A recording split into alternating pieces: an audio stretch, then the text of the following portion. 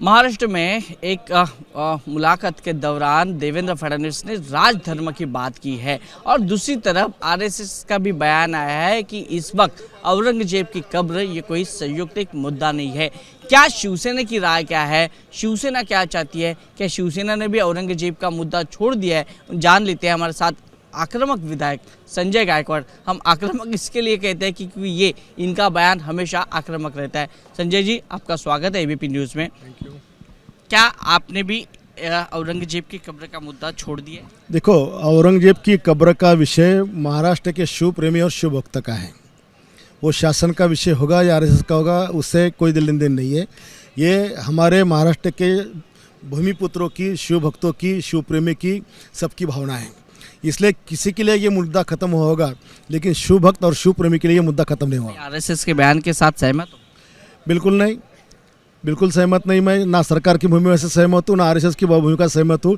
ये शिव भक्त और शिव प्रेमी का विषय है और महाराष्ट्र की तमाम जनता ने कई साल तक ये औरंगजेब के उसका जो शासन था उसमें बहुत तकलीफें सहन की है। बहुत लोगों का धर्मांतर हुआ है, कई लोगों की, कई माता बहनों की इज्जत लूटी है और वो घाव आज भी हमारे महाराष्ट्र पर है। ये लोग हम भूले नहीं है। विपक्ष पार्टी के नेता है, विधायक है, युवा है, वो ये बात कह रहे हैं कि सरकार है वो कई अहम मुद्दे हैं, किसानों को, विद्यार्थियों के, ये सब अहम मुद्दे ध्यान भटकाने का काम कर रही है। इसके लिए देवेंद्र फडणवीस रोज अलग अलग बयान दे रहे हैं।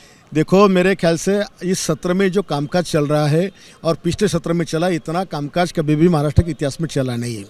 अब आखिरी के दिन में आपको पता चलेगा कितने घंटे काम चला है।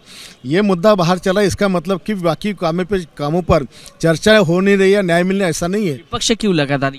विपक्ष को तो धंधा ही नहीं है ना। रोहित पवार बार बार रोहित पवार हो, संजय राउत हो, इन लोगों को सिर्फ हवा में बातें करने की आदत है। वहाँ मेरे ख्याल से कामकाज पूरी तरह से ठीक चल रहा है। वो ये भी कहते हैं कि हमें चांस मिलता नहीं है। अभी 246 आमदार हमारे हैं, 42 वो है, आधा समय वो लेते हैं। हमें तो मतलब है 75% हमें चांस मिलना चाहिए। देवेंद्र फडणवीस कल बयान दिया कि कब्र से ढूंढ कर निकालेंगे आरोपियों को। बिल्कुल ढूंढ के निकलना चाहिए, कब्र के नीचे जाके ढूंढ के निकलना चाहिए कि जो गुनहगार है वो गुनहगार है। और आप हमेशा देखो, महाराष्ट्र में जब भी मुस्लिम समाज कंटक जो है, जिन्होंने दंगा किया है, तो महिला पुलिस पर बलात्कार का प्रयास किया है, उनका विनय भंग का प्रयास किया है, पुलिस को मारा है, पुलिस के मर्डर की है, पुलिस की हत्या की है। और निषेध करना चाहिए या हमें प्रदर्शन करना चाहिए तो उसकी पद्धत होती है।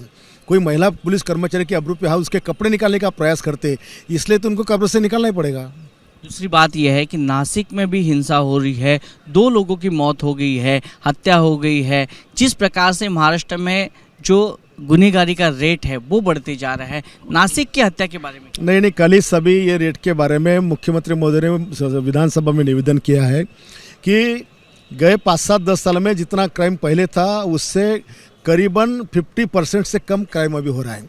लेकिन मीडिया बहुत जागरूक है, बार बार मीडिया दिखा रहा है, इसलिए ऐसा लगता है कि बहुत कुछ चल रहा है, लेकिन उसका रेट देखेंगे अब तो 50% से भी कम हुआ है। स्पेसिफिक नासिक की हत्या के बारे में देखो, अभी उसके में वहाँ क्या हुआ ये तो मैं देखा नहीं है, आपके माध्यम से भी देखा नहीं है, लेकिन अगर ऐसी कोई घटना घटी तो गवर्नमेंट, सरकार उसमें अच्छी कार्रवाई करेगी। बहुत बहुत शुक्रिया हमारे साथ बातचीत करने के लिए।